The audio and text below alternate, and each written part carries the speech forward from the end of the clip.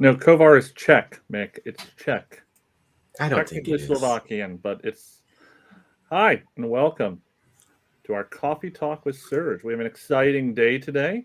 We're going to jam very briefly on some of the interesting things happening in Eastern Europe. I'm going to talk about some of the things that CISA has done around creating a new online resource hub to probably help with things in Eastern Europe. Welcome. And then talk a bit about Slack and about how that changes your comms, which leads us into our 60-second charity topic, which will be around how do you deal with instant response comms and out-of-band needs for more. And then finally, Mick and I are going to go a little bit deep into the 4 Cs of cyber, CNE, CNO, CNA, and CND. 4 Cs. There we go. Because you got to have lots of those when you're in the military DoD complex. So it needs lots of acronyms, really, more than anything else, or initialisms. I'm right? Ryan Kovar. This is Mick Baccio, Audra Streetman, and welcome. We're happy to be here today with coffee. I have coffee. A little bit of love for you, Mick, even though you're mean to me often. As always, we like to start, Audra, with a glorious segment of you kind of going over what's happened for the last 2. Anything interesting? Anything history-making? Well, Other than this incredible sweater? If you've been paying attention to the news at all in the last 24, 48 hours, there have been a lot of developments happening in Ukraine and Russia. So just a quick summary of what's happened. In a speech today, Russian President Vladimir Putin called to recognize Crimea as part of Russia and demanded to halt weapon shipments to Ukraine. Yesterday, Putin recognized 2 separatist regions in eastern Ukraine as independent. European officials report that Russian forces have entered those territories, but Russia's foreign ministry has denied those claims. Now, the Associated Press here is reporting that Russian lawmakers today authorized Putin to use military force outside the country. Meanwhile, Germany announced it will halt authorization of the Nord Stream 2 pipeline, which is a move that was welcomed by the White House. Now, the U.S. and EU are both expected to impose sanctions on Russia. And Justin, we've learned, or seeing reports rather, from the New York Times that European sanctions include asset freezes and travel bans. That's news just from the last 10 minutes. And U.S. officials said today that Russia's actions amount to what they're calling an invasion. And President Biden is expected to provide an update from the White House any minute now. So that's something that we're also monitoring to see if he's planning to announce any specific sanctions this afternoon. And Mick and Ryan, this is something that obviously we're closely following. And we're also getting some cyber-related guidance, right, from CISA and some other agencies. So one of those guidance advisories that we've seen recently is about defense contractors. CISA recently issued an alert. This was on February 16th about Russian state-sponsored cyber actors targeting defense contractor networks for espionage motivation. So what do you make of this recent guidance that we're seeing from CISA and then from some other agencies? I'll start off with just a little, pre-alert here. Like, we don't do attribution here at Splunk. That's not our bag. We help people do their day jobs with cybersecurity. So everything we're going off of here is really just off of what we consider to be our source of authority, U.S. government or Five Eyes. So just having that little disclaimer out front. I think the reason we wanted to talk about this today is it really affects people's day jobs. I was a former defense contractor. Mick, you were a defense contractor for a while. Quite some time, yeah. Yeah, and a lot of people have organizations that they're defending that participate in supporting a federal government or state and local government. And there's a good chance when you have a conflict like this occurring that the conflagration will spread. And so I think it's important for us to kind of talk a little bit about what this means for people at home. And I think that's kind of what CISA is doing, right? Is they're giving really practical things for people to take home and do. The joint advisory, I think, is a good knowledge. I do question, however, I think most of the DoD contractors probably already know that's happening. So there might be a little bit of statecraft here. If we had Katie Nichols from Red Canary, I'm sure she'd have some interesting more geopolitical thoughts on it. But the parts I think of is, we already know that the DoD contractors already know this, so we're kind of saying this to the rest of the world that we're seeing this. That's kind of part of my take on it. Mick, what are your? And you're 100% right. Our background, I've spent a lot of time in the federal government. Nation state tracking is kind of why we started what we did. And if you know this, you kind of know this already. It's not going to change your posture or anything like that. I think what's great about this advisory from a wider perspective is, I say this all the time. People want it to be spy stuff all the time, and it's just not. But when it is, be ready. And everyone wants, oh my God, this happened. What can I do? And it doesn't matter if this activity fits inside your threat model or not. You want something you can take back to your leadership. Hey, we can do this. We can action this. And this advisory has some pretty clear-cut steps that, to be honest, aren't much different from the clear-cut steps they've issued before. But if you're looking for something you can do in your network, you can point to this document. And I think that's the benefit. Great. And one other, sorry, go ahead, Ryan. Oh, I was just going to say, I was just impressed that CISA put out that giant alert on mobile device management. I don't understand what, I'm so confused now. Well, there's actually a different MDM. So there's mobile device management, and then there's misinformation, disinformation, and malinformation. So these are often used with influence operations, right? With tactics to shape public opinion, undermine trust. So this is a CISA insight that was released just on Friday, warning critical infrastructure organizations to be on the lookout for these types of operations that are aimed at creating confusion and sowing discord. So this was just one other advisory that CISA put out recently, just for organizations to be on the lookout for that. So I was fascinated by the MDM. That's the first time I've heard that term. But I did go downstairs, and I didn't have enough time to go through it. But of course, one of the good friends of many of us in the industry, and something that I think a lot of us have been looking back at, Thomas Ridd's book, Active Measures. If you haven't read this and you're interested in Russian disinformation and malicious disinformation, you probably want to start the top right. This is I mean, you could probably go to chapter 7 and just read the playbook. They go extensively into things like this, and starting just after World War II. There we go. Well done. Here's another one, Like War, that I recommend. This is more about social media, but it does kind of talk a little bit about Russia. Anyway, book recommendation hour, right? Yeah, well, I brought a couple here. This is the other one that a good friend of mine turned on to here. Recasting the Red Star, where it kind of goes over the last 10 years of a playbook for Russian cyber. And I don't understand a lot of it because this is wonky McWonky. I actually need Mick to read this and explain it to me in geopolitical terms. But different country. Different country. But it's very interesting. There's a lot of good info out there for people who are curious about what's happening in the world right now, and happily put that reading list out after the end. Great. What else? We got something that kind of ties into this, Audra. What do we have? Sure. So moving on to our next story, this is CISA also launched a new website on Friday with a list of free services and tools. And this is aimed at helping organizations strengthen their security posture. So this list, it includes a number of open source tools with services from CISA, Microsoft, Google, Mandiant, and some other organizations there. And you'll notice that Splunk is also on this list. Our synthetic adversarial log objects framework, which is also called Salo, is included. Marcus LaFerrera, who is a member of Surge, created Salo, which generates synthetic log events without the need for infrastructure or actual events. So we also have Splunk's attack detection collector, attack range, and Splunk training offerings that are featured on this list. So it's a great resource for organizations that maybe don't have the budget to add on additional tools. This is one way for them to do that without, spending any money. So. Yeah, we were really happy to be part of JCDC. It's something Mick and I have spent a lot of time with and kind of going over. We did talk about Salo, which is some of the really cool technology. Marcus just gave a talk on that at the at FlowCon 22. We have a blog up on it. I'm sure we can post that in the chat here in a minute. But the one I want to call out that's probably specifically helpful for people who are kind of looking for all the information that CISA and other people are putting out is the attack detections collector tool, which is a simple Python script. It can be used also in the Google Colab. They'll actually go and take a website or a PDF and actually extract all the MITRE TTPs that sometimes are buried in.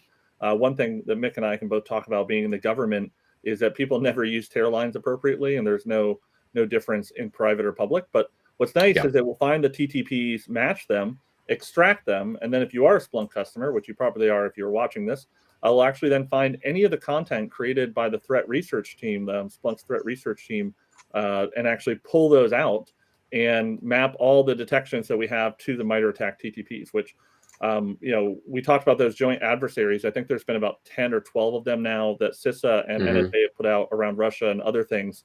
If you're trying to defend your network, if you're trying to use MITRE ATT&CK, highly recommend using that script. And then Marcus and I are actually speaking at AttackCon in MITRE's AttackCon 3.0 end of March about that. So something if you want more info, and that would have saved us a hell of a lot of time about a year ago. So thank you, Marcus. Yes. Yeah, and Marcus actually just linked to our blog about Salo in the chat on LinkedIn. So if you want to learn more about it, we have a link there with a lot more information. So awesome. Well, moving on to our next story now. This morning, you may have noticed after a extended holiday weekend, logging into work, that Slack was down. So it's unclear still what caused this outage. Slack is back online for me. I'm not sure if it's across the board back online, but the issue does appear to be across Slack. And there are reports that AWS, Peloton, and GitHub also experienced issues and outages this morning. But again, no word yet on the cause, but it is, interesting to see how this can impact us when a service that we rely on is unavailable. So, Nick, we've been through incidents before. Yep. I don't think either of us. It was DNS. It's always DNS. I thought it was drivers. Drivers or DNS. That's always a problem.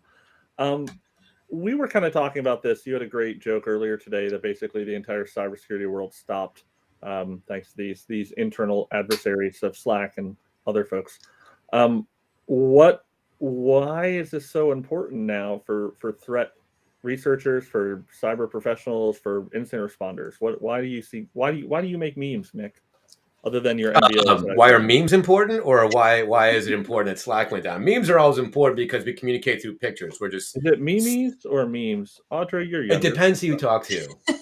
Meme, right? Are we doing the pronunciation de provenance? Because remember, the etymology. Are we doing etymology? Just say what you want to say, right? Just well, I think to your point, we're in a very geographically disparate world, especially in a threat intelligence field. We have people we work with globally, and being able to communicate effectively. We have teams that are spread out, Shannon in Australia, teams that are spread out globally, and not just us. You need to be able to communicate. And when that happens, when something like Slack that we all use go down, do you have a plan to communicate outside of that? When AWS East, and this isn't a knock, when AWS goes down, what's your plan going to be? And I think that's that kind of goes into your threat modeling as part of that. And it's something you don't have to do, but it'd be a good idea, right? Well, let's face it. How many people, when they saw Slack went down, one of their first questions was, "Is this due to external influence of trying to disrupt something?" Right? Oh, 100%, right? But I think that's always your first thought now, and maybe it's ours because we kind of have that darker view of the internet, I guess. But when something goes down, you never, oh man, just DNS, I guess. You always assume something bad, right? DNS is bad enough, in my opinion. But this is a perfect segue to our 60-second challenge. Drew, why don't you roll a clip? And now, Splunk's Cybersecurity 60-second charity challenge. Remember the rules. You've got to get through an entire subject in 60 seconds, or you donate to today's charity of choice. Good luck!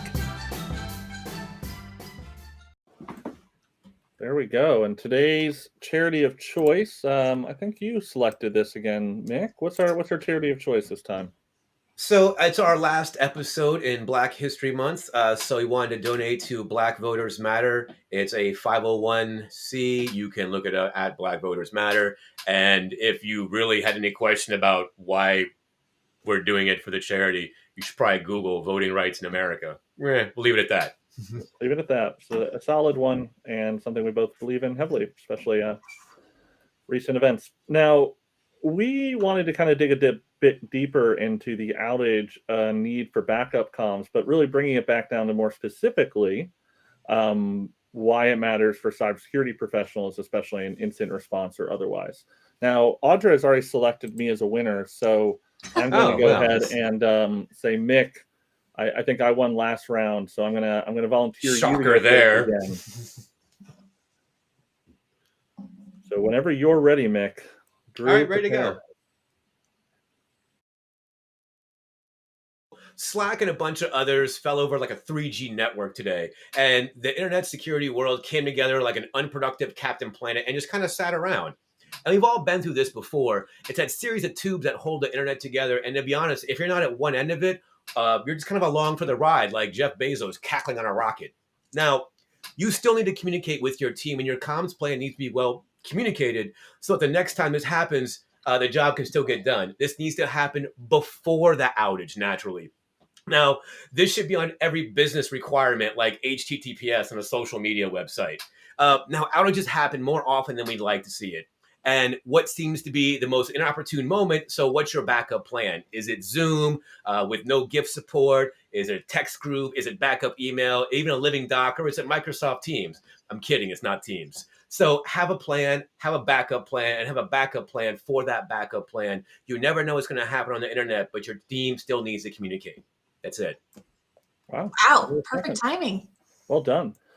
As always, we're saying specific formal nouns here. There is no victim blaming. This could happen to any one of us at any time, except for maybe I think IRC. It has at least once. I mean, there we go. I couldn't even get my audio to work last week, so who am I to talk about the complexities of running a global network? All right, that's going to be a hard one to beat, but knowing that I've already won, it's hard to go forward. Drew, whenever you're ready. So I'm going to focus a little bit differently than Mick and go into compromised comms, either via accident or on purpose. One of the signs of a mature incident response in an organization is having things like a war room being ready to be cleared after a major incident, having a phone tree ready, and finally clear and concise communications of who matters and when. One of the IR teams that I respect most in the world creates these incredible Slack channels per work stream for an incident that spins up, and then does twice daily stand-up calls on Zoom to handle a 24-hour work cycle. However, this assumes that your chat client or your communication client works and is up at the time, and also that the adversary is not in your communication network. We have heard stories at many bars, at many cybersecurity conferences, of actors actually joining conference bridges during an active incident response because they found the passwords in the IR plan on internal network before they were detected. Take advantage of today's outage and think through your own internal comms plan. Try to find alternatives and know how to contact people about the alternatives when you need them.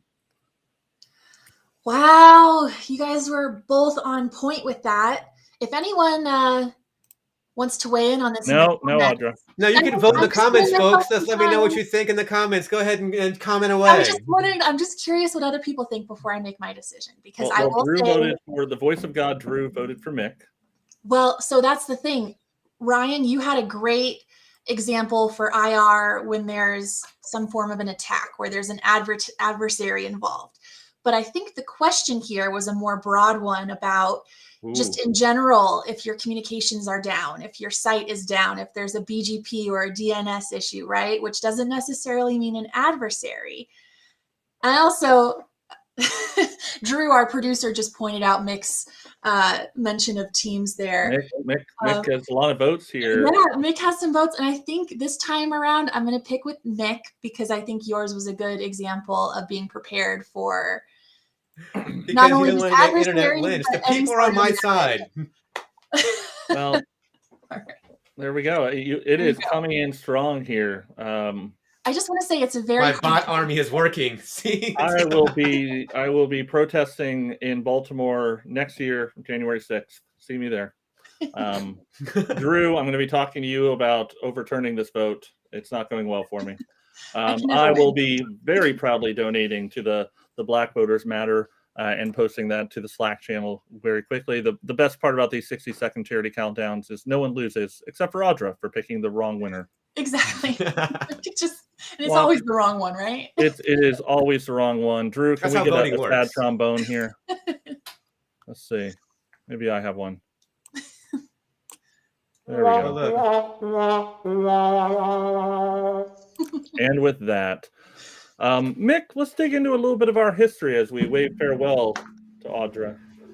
The four C's of cyber. Okay, so where do you want to start? We got pseudo alphabetically, right? CNE, CNL, CND, the CN is always computer network, and then the acronym, well, the initial after that is what it is. Computer network operations is just your day to day, right? Absolutely. Computer network defense, that's kind of our jam. That's that computer network defense. CND is that blue team work. That's what we do every day. That's why we're here. Blue collar for the blue team. And computer, here's where it gets a little murky. Okay. So CNE, computer network exploitation, that's just the spy game. That is the spying that we see. That is intelligence collection. And that's what kind of goes on a daily basis, right? I mean, that's the for those of you who followed and done a lot of nation state, there's a great book, and I can't remember it. It's somewhere up there, but there's a great book on Chinese cybersecurity methodology, which is basically you can shorten it into 1,000, 1,000,000 grains of sand over 1,000 years, and that is your very typical CNE, right? Like this is just we're getting in, we're collecting, this is typical intelligence gathering. As much as we knock on Sun Tzu, he would have been very, very comfortable and familiar with this. I mean, we're spying, right? So in the spy game, like I would say espionage is the second oldest profession, right? Well, we'll stop there. Well, I mean, the first is carpentry. So, but this is something that the alert that kind of triggered this was when there was Russian activity. And again, not CISA had the alert. Russia was targeting these elements. But the things that were being targeted, those are standard intelligence collection requirements for any country. Absolutely. And I think a lot of people may not consider that in their threat model, because I would venture to guess that's something that the United States does as well, right? I think a healthy intelligence gathering program is critical to any nation's success. Right. If you don't do that, you're kind of not. Yeah, you're going to be surprised, and we pay. The reason the NSA exists is so we are not surprised. But that's the CNE side of things, right? That's the E. Now the A part, and this is where we get pedantic on the internet because that's our jam, is the computer network attack. Now this is it's really kind of a fluid thing, and a lot of people are probably going to disagree with me, but when we talk about cyber warfare as this new domain, it's kind of all encompassing under that. So attack becomes really, really broad. We use the recent DDoS as an example, whether that's a cyber attack or not. See, and I would say, there's a lot of great Twitter back and forth, and Twitter can be an absolutely dumpster fire, but I love when I see wonderful people like John Holtquist or Taylor Swift and other folks having reasonable, interesting discourse about things like this. And some said, oh, it wasn't a cyber attack. Others say it was a cyber attack. I will split the middle and say, I think it was a cyber skirmish, which is a very, blasé way of pointing out that it's still an activity. It's just, if you go back, if we are mapping cybersecurity to traditional warfare methodologies, there was a line that went in front of the battle line. And that line was designed to basically poke things, see what happens, kind of get people out of the bush. Now, you could also say this was a cyber cavalry charge, but that gets a little bit harder in terms of just going off and seeing what's happening behind enemy lines. I think my metaphor is falling down. This goes back to another discussion, and we'll grab some drinks soon enough, and we'll really chop this up. And anyone that wants to sit down, we can. People talk about the over militarization of cyber, and a lot of the words we've just used in this conversation are not used outside the military. No. I'll be honest, I was in the military, and I still have a hard time spelling cavalry. So, but the doctrine's there. The doctrine's already written. So do you think that there is an over militarization or not? I fully acknowledge my bias here.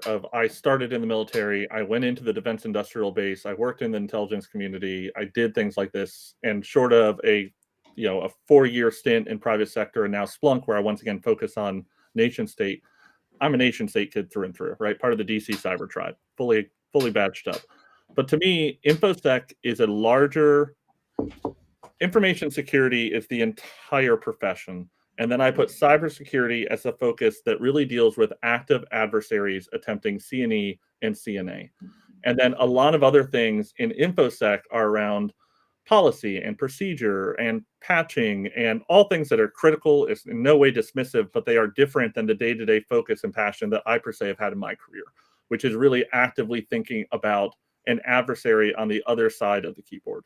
And so to me, I don't think it is the over-militarization, which is a word I can't say. So there we go. You can't spell cavalry. I can't say militarization.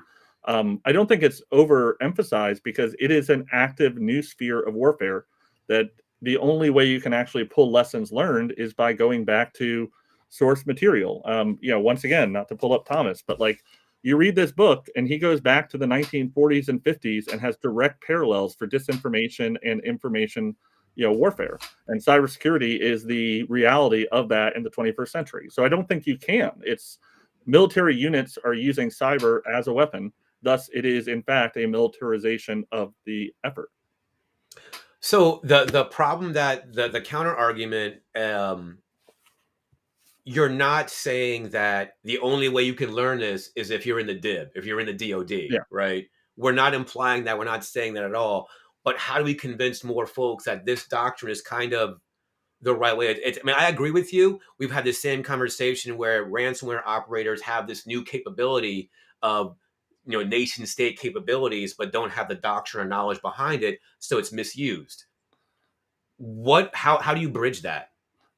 For me, I kind of think I talked about this once DEF CON's an interesting place because you have people like me and yourself to a point, with your giant flag, who really are, we're spotting the Fed by being the Feds, and when we go, and there's other folks there. I have been spotted like 8 years in a row. I am the champ. Exactly. So I look at this and I say every person who works in cybersecurity works in InfoSec, but not every person who works in InfoSec works in cybersecurity. And I guess what I mean by that kind of goes back to your focus and your role may not be cyber, but I think it is not true to say that cyber doesn't exist as a parallel to warfare. It is an aspect of it. You could argue it is the least effective today because it is not kinetic primarily, but it is still an avenue of it. And I think getting ahead of it, I think it was born through the DoD, but like you and I, most of the folks we know kind of have moved on to the next thing and spreading that tribal knowledge. I think that's the way, and just learning like the way we learn things is not the 100% correct way, no matter what we were told. And being that flexible is I think it's going to help us get ahead of the nation state game. But once again, I go back to when people ask me, like, how do you learn more? And I look at my library, which I brought up here today, like, it's books that are about cyber warfare written by people like this one right here. I was just breezing through. If you're not familiar with CyCon, it's by the CCDOE, which is, the cyber branch of NATO. And they go into the politics and the geopolitics of cyber conflict and what this means from a policy and procedure point of view, the high informations of disinformation, experience of ICS. We're not even touching on the things that are truly sexy today around disruption of critical infrastructure. Right. Like that's a huge part of this. And that's going to be that next, in 1939, no one thought that the aircraft carrier would be the most single important battle platform of World War II. It ended up being that one. What is going to be the most important battle platform of 2036? Could be cyber. Who knows?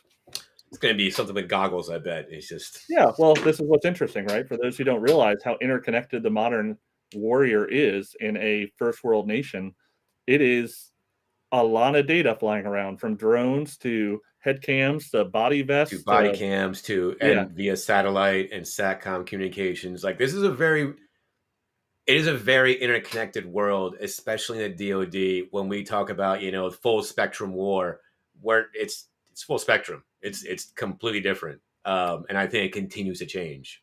So to conclude, knowing we're a little bit over time, this is a subject we're pretty passionate about. If you're not familiar with the terms CNE, CND, and CNA, and CNO, remember CNO is the overall arching words for them. CNA, computer network attack, computer network defense, and CNE, computer network exploitation. And there is a difference between attack and exploitation, and definitely worth taking some more time to learn. We're going to be back in 2 weeks. I'm not sure, 2 weeks. Yep. We're going to have a whole bunch of more information about whatever is going on. Audra's been posting some really fascinating updates. President Biden is currently giving a press conference. So thank you for spending time with us, not President Biden. And we will see you in 2 weeks. As always, thank you so much for coming. We are Surge, the strategic research team for cybersecurity at Splunk. Mick Baccio, Audra Streetman, and as always, our wonderful producer, Drew Church, who please, Drew, take us away for the day.